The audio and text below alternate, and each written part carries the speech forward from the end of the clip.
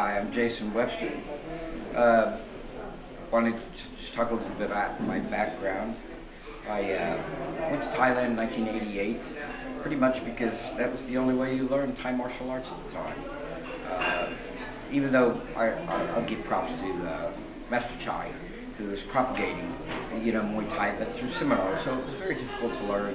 And people, there was no Thai boxing or Muay Thai, so to speak, of that you could actually see. So I decided to move to Thailand in 1988 to follow my dream of studying Muay Thai, because I'd known about it actually since I was a little boy, and so I just decided I wanted to go there and study and train. Fortunately, I was very fortunate. My father lived there.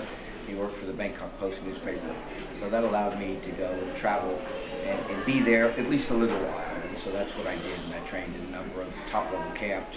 I was very fortunate to be able to do that. Today, you can kind of go and pay, camps, and they'll take you in. But at that time, they really didn't do that sort of thing.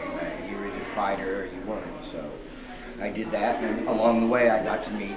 At one promotion I was fighting at, I met Paul Krusamai Mesaman, who headed the Thai Siwan sword fighting school in Bangkok, and so I went to study that.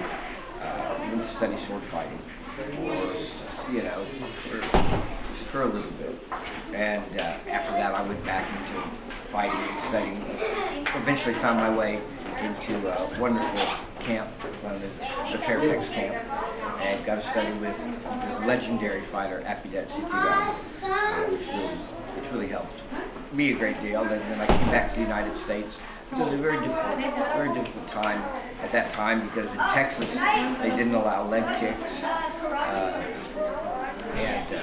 but I still continued my fight career for a short time. Unfortunately, I suffered a pretty bad injury that sort of sidelined me. It was going to take some surgery, and I really didn't have much of a direction as far as a coach to help sort of coach me through, what to go on to the next level. So I've spent most of the time, helping other fighters since that time, for the last 30 years, helping promoting other fighters, whether that's both amateur and professional. And I feel very fortunate to have had the road I'm on, to have had the influence that I've had, just by luck, of course. Things like, influencing groups like the Dog Brothers and some of their fighting techniques, on into, helping to train UFC fighters like Tim Kennedy. What a great honor that was. So I'm just thankful for the journey.